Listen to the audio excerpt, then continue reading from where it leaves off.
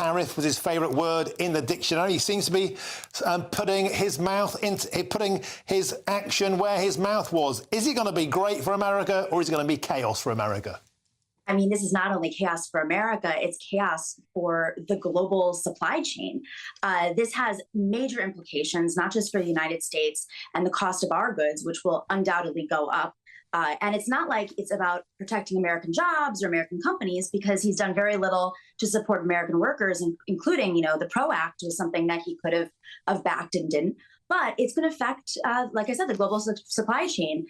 The USMCA, the deal that is between Canada, the US, and Mexico, is the framework for national and international investors. So by breaking this deal, which is a deal between these three countries, you're actually going to impact the way that investors move money around the world.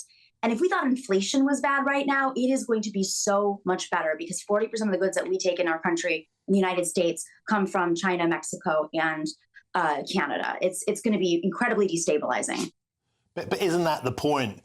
Donald Trump's not even in office yet. That's not until January the 20th. No doubt people like yourself might be chalking those days off with some trepidation.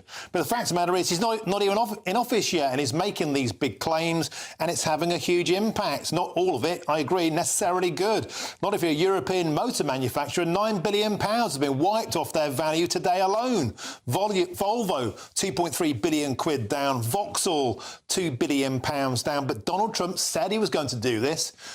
A majority of the American population voted for it, and he was saying, sort out the mess on the southern border, Mexico, do your side of the business, or I'll impose those tariffs then. So presumably this is gamesmanship. This is brinksmanship. The threat of the tariff is there. The threat of the deal is there. If they get their house in order, there'll be no need for a tariff. Isn't this just the art of the deal?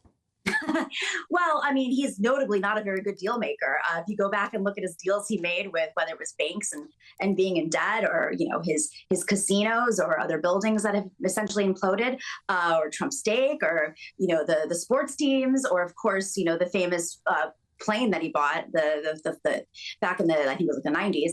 This isn't a guy who actually knows how to make good deals, and that's why every economist in the world basically says this is the worst idea ever. And furthermore, to the point is, in the last 6 months alone, immigration has gone down over the border, legal immigration, 40% under the Biden administration, because he did just that. He put pressure on Mexico to contain migration that was coming up through Central America.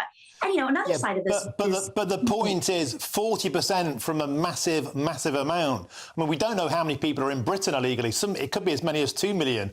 There are some estimates there could be as many as 21 million people in the United States illegally. So 40% down on that is still many, many millions. And isn't this the point of these deals? It's like, make good on your side of the bargain, or I'm going to hammer you. That's what he promised before the election, and the American electorate, whether you like it or not, they went for it.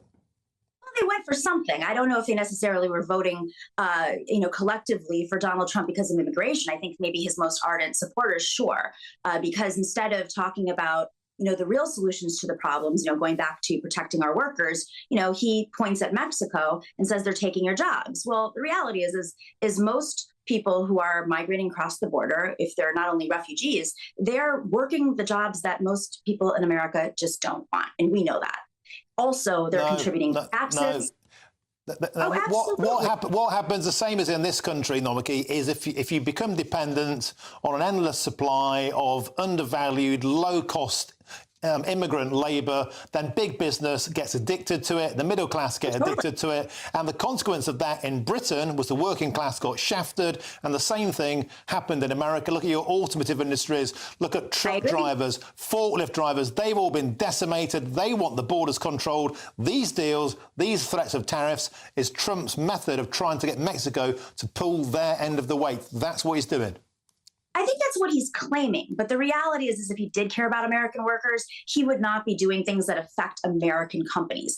So with this tariff deal, the tariff burden does not go on the Chinese company. It goes on the US company, the domestic company. And you know that when they have to pay, they're going to cut workers' wages. They're going to put the burden on the worker. And we don't have strong labor laws in our countries. I'm sure you're fully aware. And that's mostly because... But presumably, Nomiki, at that point, if it costs 25% extra for something from Canada or Mexico, people might buy American. People might actually support American business and make a choice to support their country. And that surely can only be a good thing. If we were actually manufacturing. He didn't rebuild manufacturing. He claimed to, but he didn't. And as a result, if you're going to pull the goods away from our trade partners, you better have a backup plan. So I personally think this is just a form of creating chaos, which is something that, you know, he has been very adamant about, you know, whether it's ripping to shreds the State Department and our federal government and saying that he wants to make every federal worker at will. That's chaotic. I mean, we need to be a strong country no matter what happens. And so it seems like every move he's making is to destabilize. Now, I'm not going to lie. A lot of this stuff may campaign well to the American people, but there's a very big difference between, I'm sure you've heard the line that you campaign in poetry and you govern in prose. It doesn't seem like he's governing in prose. It seems like he's governing in a pipe dream because he's just addicted to being on the campaign trail. But that has very serious consequences, not just for us in the United States, but, you know, across the world. And what happens when China's biggest trade partner is the United States, and they lose that? What happens when Canada's biggest partner, the United States? I think it's like 85% of their exports go to the United States.